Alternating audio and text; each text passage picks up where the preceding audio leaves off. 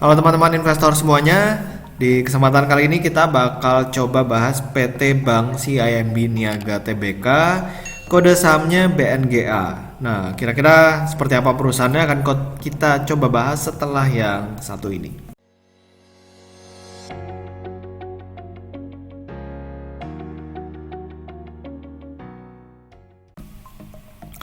Ya, ini saya ambil dari materi public expose-nya ya, tentang CIMB Niaga dan juga strategi perusahaan ini di bulan November tahun 2020 ya, materi public expose-nya. Jadi perseroan ini udah lama banget berdirinya. Di tanggal 26 September 1955 dan mulai tercatat di Bursa Efek Indonesia itu di tahun 1989. Nah, sekarang pemilik dari BNGA ini adalah CIMB Group SDN BHD sekitar 92,5% dan publik cuma punya sekitar 7,5% ya, karena mungkin memang juga regulasi ya, free float harus 7,5%, jadi ya inilah publik 7,5%. Nah, perseroan ini merupakan peringkat 6 bank terbesar di Indonesia dari segi total aset ya.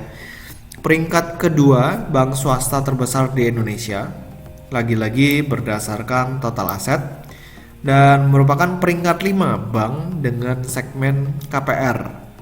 Ya, ini data-data per Juni 2020. Lalu perusahaan ini juga punya sekitar 446 cabang, 385 kantor cabang, 34 digital launch, 27 cabang bergerak atau mobile branch.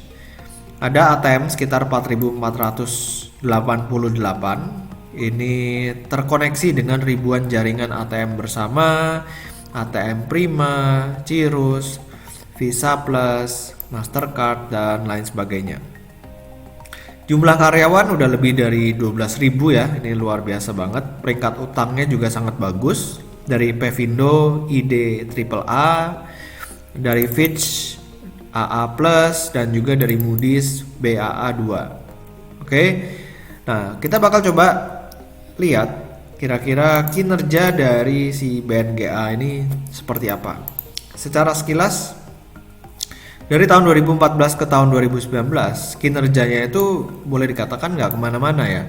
Dari 20 triliun naik ke 21,6 triliun, tapi tahun 2015 sebenarnya sempat ke 22,3 triliun.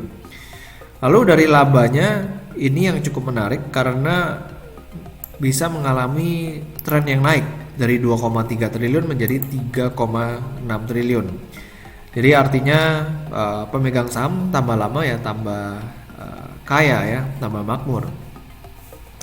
Ya, jadi ini tentang BNGA, kita bakal coba bahas atau compare dengan Bank Danamon dan juga BTPN. Ya, Bank Danamon dan BTPN. Secara profitability, yang paling bagus di sini adalah BDMN ya. BDMN, dan yang kedua paling bagus adalah BTPN. 69% buat BDMN, BTPN 63%, BNGA cuma 60%. Net profit margin BNGA kecil banget ya, BDMN bisa 12%, BTPN 11%, tapi BNGA cuma 2%. Jadi net profit margin dari BNGA ini terlalu kecil ya, terlalu kecil. Kalau misalnya kita mau lihat dari sisi return on equity, sama-sama 7% semuanya ya, jadi stabil. Jadi kalau misalnya kita lihat dari return on asset, BDMN lagi-lagi lebih bagus daripada BNGA dan BTPN. Oke, kita bakal coba lihat dari solvensinya.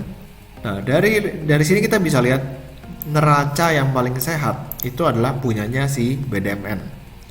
Ya, financial leverage 4,52, sementara BTPN 6,04, BNGA itu 7,03. Nah, kalau misalnya kita bandingkan dari profitability, management effectiveness, dan juga solvensinya, BNGA ini paling kurang bagus ya dibandingkan dengan 3 kompetitor lainnya. Jadi kalau secara valuasi seharusnya BNGA lebih murah dibandingkan dengan BDMN dan juga BTPN. Nah, kalau misalnya kita lihat sekilas seperti ini, seharusnya yang paling mahal itu adalah BDMN karena dia neraca lebih sehat, udah gitu profitability lebih bagus ya, profitability dan manajemen effectiveness lebih bagus. Sementara BTPN ya kedua paling mahal ya, kedua paling mahal setelah BDMN, baru ketiga BNGA. Nah, kita bakal coba lihat kira-kira current valuation-nya seperti apa.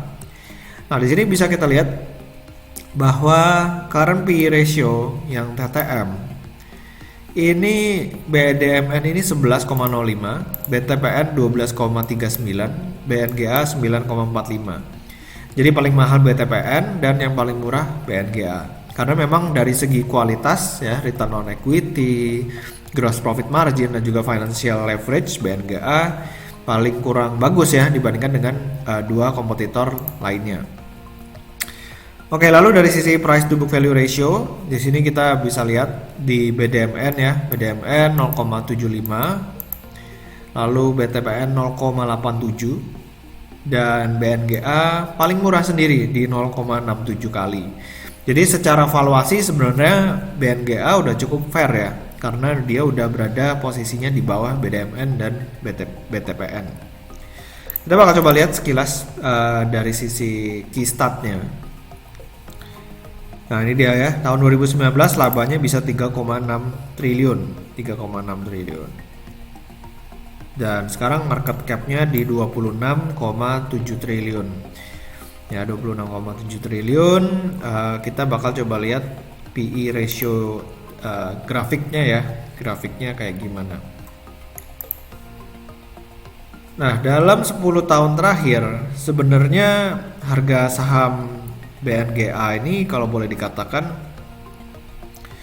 masih cukup rendah ya, masih oke lah di tengah-tengah, udah nggak mahal, udah nggak murah. Ini dengan menggunakan PE ratio yang TTM ya, udah nggak mahal, udah nggak murah juga. Dan kalau misalnya ada potensi kenaikan, paling potensi kenaikannya ke PE ratio 13 kali secara TTM ya, secara TTM. Sementara kalau misalnya sekarang harganya 9,45 kali. Jadi ada potensi kenaikan sekitar 30% untuk saham BNGA ini. Oke, jadi semoga video kali ini bermanfaat tentang Bank CIMB Niaga Tbk. Jangan lupa buat di-subscribe YouTube channel saya dan juga follow Instagram saya di Pesan Saham. Sampai ketemu di video berikutnya. Selamat berinvestasi.